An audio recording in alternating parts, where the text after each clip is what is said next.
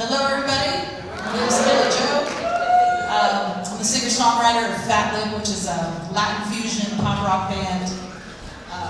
I've come here today to share with you my story of the summer I was 12 years old, and I asked my dad how to play a chord on the guitar. Well, the guitar wasn't necessarily my first love, my first instrument. I actually got a keyboard when I was 8 years old, and it came with, popular songs for beginners, and it taught me how to play a few chords on the piano and some melodies. But it was really like a bunch of songs that I didn't know. I was older music, and I was just like a frustrated child over a piano, like, who is Paul McCartney? I don't know who this is. And well, 3 reasons. First of all, I was raised in a Colombian home, so I listened to salsa, vallenato, cumbia. Secondly, there was no internet, okay? No Google, no YouTube. And thirdly, it was the 90s, and the 90s was all about Stone Temple Pilots, Nirvana, Alice in Chains, and every time I turned on the radio, the guitar just sounded cooler and cooler, and I'm with this piano like, So, a few years later, 7th grade, I was in science class in the back with all the troublemakers, my girls. And see, they're here today. But we were sitting in the back and we were banging on our desks. Beastie Boys' Sabotage. That was like the coolest song. So if you can imagine about 5 girls singing that at the top of their lungs, that's us. And we decided, let's start a band. Let's work on some instruments over the summer, and then when we get back to school, we're gonna start a band. We're gonna start a band. And I was the only one that followed through. So that summer, I'm sneaking into my dad's room, I'm stealing his guitar and bringing it back to my room, and I'm trying to strum a little bit, and nothing is happening, at least nothing fast. So, it was my dad's guitar after all. I turned to him and asked him one day in the living room, hey, how do you play a chord? Very simple question. And without skipping a beat, he just turned to me and he's like, just put your fingers anywhere you want, and if it sounds good to you, that's a chord. And I was like, yes, redemption, right? Because it was the simplest answer, and it was also the most liberating answer. I mean, in 1 second, the guy in my life that knows it all, was telling me, like, you can't go wrong. Just do whatever you think is cool. And that was just, it was a new freedom in my life. So years go by. I graduated high school, I did a little college, and then it was time to get a quote-unquote real job. So I sold motorcycles. I worked as a bank teller, and then I did credit analysis, which was by far the most stressful job I've ever had.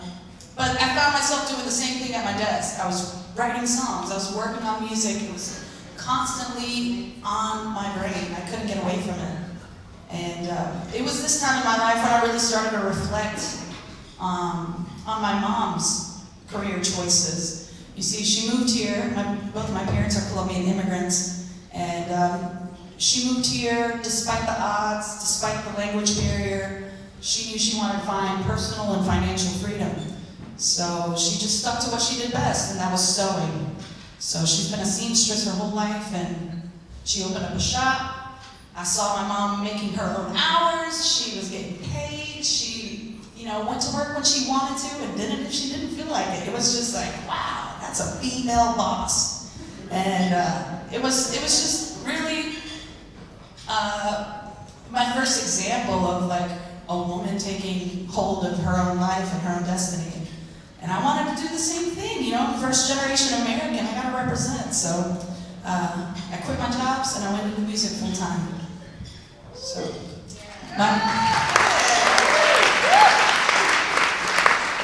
my passion was songwriting, and speaking of songwriting, my dad had advice about that too. That same summer, I was still working on a few guitar